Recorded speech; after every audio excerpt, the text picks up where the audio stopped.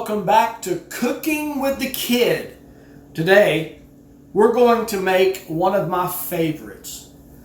It's cooling off here in Florida, so we're going to make some comfort food. We always like comfort food, but comfort food when it's cold is especially good. I'm going to make shepherd's / cottage pie. Now, what's the difference? Anybody who's a food expert will tell you the difference between shepherd's pie and cottage pie is the meat that you use. Shepherd's pie is traditionally used with lamb. Cottage pie is traditionally used with maybe ground beef. So I'm going to do my version. It may not be everybody's version. My version of a cottage pie. So we're going to do that today, a savory pie, a comfort food pie. So I'm going to show you the way I make it right now on Cooking with a Kid. Take a moment and hit subscribe. Like the video, please, and stick right there, watch the whole video, and enjoy cottage pie here on Cooking with the Kid. Stick with us, won't you? All right, everybody, for my version of a cottage or shepherd's pie, depends on how truest you are, I'm going to use some frozen vegetables. This has corn, peas, beans, and carrots in it. I'm going to use some cheddar cheese, some mild cheddar cheese. I'm going to use instant potatoes. I prefer the Idahoan premium potatoes, but if there's not enough of those, I'm going to use the bags to offset it. There's not much left. I've got some beef broth. I've got some Better Than Bouillon. I've never tried that before. It's a little bottle. It's called Better Than Bouillon, and that's going to season our dish. I've got some Worcestershire sauce, a little over a pound of ground chuck. I've got some finely diced celery, some finely diced onion, and some milk. So that's what we're going to use. We're going to start combining it together, and I'll show you what I do to make cottage pie. First thing I'm going to do is turn the electric skillet up really hot. I'm not going to add any oil, but I am going to get the salt and pepper ready. So I'm going to let that get hot. Then we're going to add our ground beef and our onion. And we're going to cook that down with a little bit of salt and pepper and some Better Than Bouillon. We're going to mix that together. So I've got it hot on high. I'm going to add ground beef.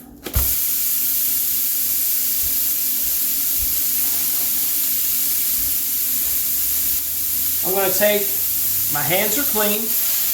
I'm just going to mash it out.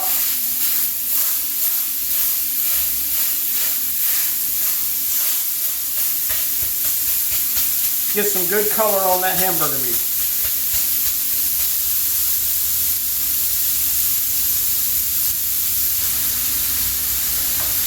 I'm just going to let that cook for a little bit.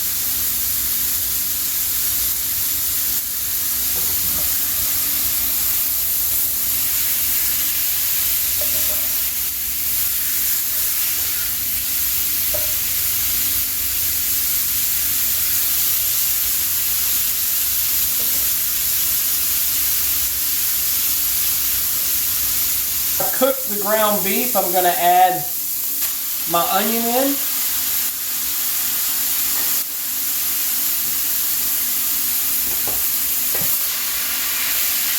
But I cooked the ground beef. I browned it. A little salt and pepper.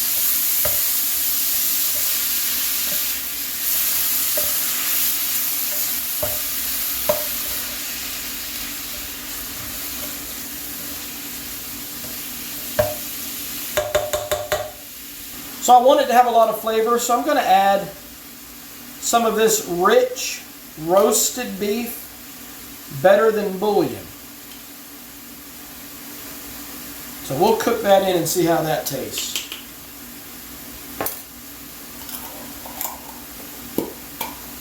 It says that 1 teaspoon equals 1 cube of beef bouillon.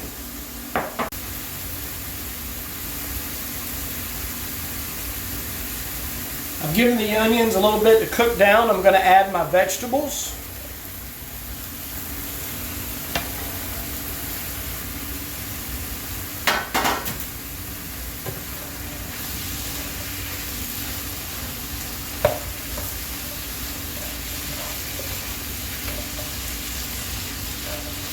Now, traditionally, I would add the peas last.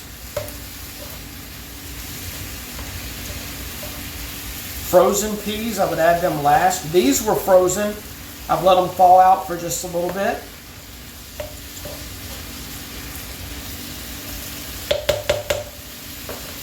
So there you go. I've got some celery. I'm going to add that in.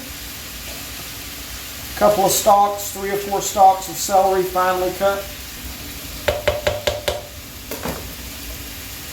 Going to let that cook down. All right, to that I'm going to add about a half a can of beef broth. Kind of letting the vegetables sweat down a little bit. And I'm going to add a little bit of Worcestershire sauce. Now, I have made this before where we have added a little bit of brown gravy, and I may still add some of that. Something to tighten it up a little bit. But you want to cook a lot of this moisture out. And while you're doing that, you can start your mashed potatoes. I added the rest of the beef stock, and I'm going to reduce it down now and get a lot of the moisture out. In the meantime, I've got my instant potatoes working on the stove. I'm going to make enough to cover the top of a 9 by 14 pan. I made a little bit of a cornstarch slurry and poured that in to kind of thicken up the rest of the gravy, the natural gravy that's in there. So I'm going to put it in a 9 by 14 pan, and we're going to cover it with some, you can make your own mashed potatoes if you want to. These particular brand of mashed potatoes I use are pretty close to real. I mean, they are real potatoes, but to me, I like them. So we're going to put a layer of that on top of them. We're going to sprinkle it with some mild cheddar cheese. We're going to put it in the oven. I don't know if you can tell or not, but I added that cornstarch slurry, and it thickened up the gravy. So I'm going to add it to a 9 by 14 pan. As you can see, I combined it over into a glass pan. I'm going to add my mashed potatoes, or at least a layer of it anyway. I'm going to dollop some all around it very carefully. Premium red box potatoes. You can get them at the big box stores. You can't get it at like Walmart, but you can get it at Sam's. I'm going to put a real heavy layer of that. All right, I've taken this spatula or whatever it is of my wife's, and I've flattened out the mashed potatoes. I put a layer of it all the way around. So like I said, you can make your own potatoes and do this. If you'd rather make them from scratch, you can do that and put this on the top. But I'm going to now sprinkle some cheddar cheese, some mild cheddar cheese on the top, and we're going to put it into an oven for about 15-20 minutes. I've got some mild cheddar cheese. I'm going to sprinkle that over the top of it.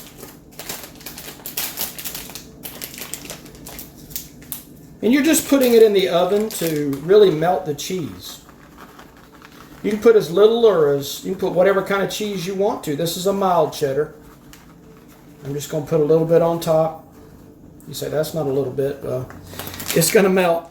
So I'm going to stick that in the oven, like I said, on about 350 for about 15 or 20 minutes, and I'll bring it out and show you what it looks like. I'll give you one more shot of it before it goes into the oven. You can see it's about half potatoes, half meat vegetable mixture. Sprinkle the cheese on top. I'm going to put it in the oven, and I'll show you the same angle when it comes out. All right, everybody, there's the same angle. After the cheese is toasted on the top, you can use whatever kind of cheese you want to. There's the side profile. And it smells delicious. I'll show you a little bit in a plate right now. Here it is, my version of cottage pie. It's cottage pie because you use ground beef instead of ground lamb. But there it is.